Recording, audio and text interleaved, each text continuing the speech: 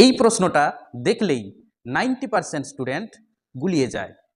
সুদের হার কমলে সুদ কমে কিভাবে?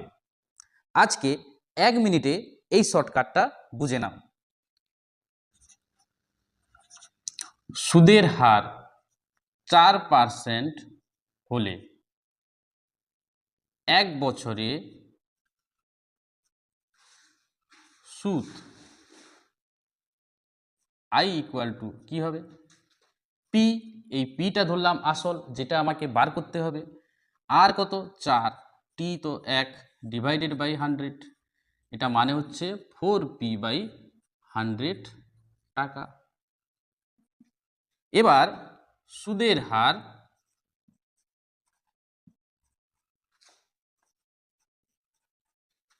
3.34%, মানে এটা কত? 4 3 12, 12 3 যোগ করলে 15/4% হলে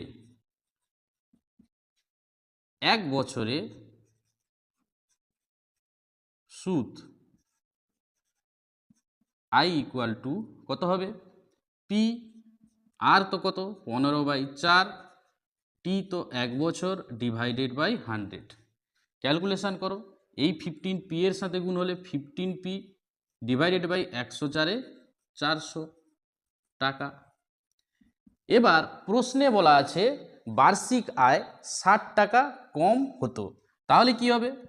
এই 4p/100 minus 15p/400 equal to 60 টাকা কম হতো বলছে, তাই এখানে মাইনাস। বা এবার লসাগু করো। কত হবে লসাগু? 400, 104 400, তাহলে 4 4 16 ইন্টু পি মাইনাস 400 একে 400, 15p ইকুয়াল টু 60। বা এবার দেখো 16 থেকে 15 বাদ দিলে কত? 1, মানে পি হবে ইকুয়াল টু এই 400 সেদিকে গুণ করে দিচ্ছি। 6 4 24, একটা শূন্য, দুটো শূন্য, তিনটে শূন্য, 1 2 3, তার মানে 24,000 টাকাটাই হচ্ছে আসল।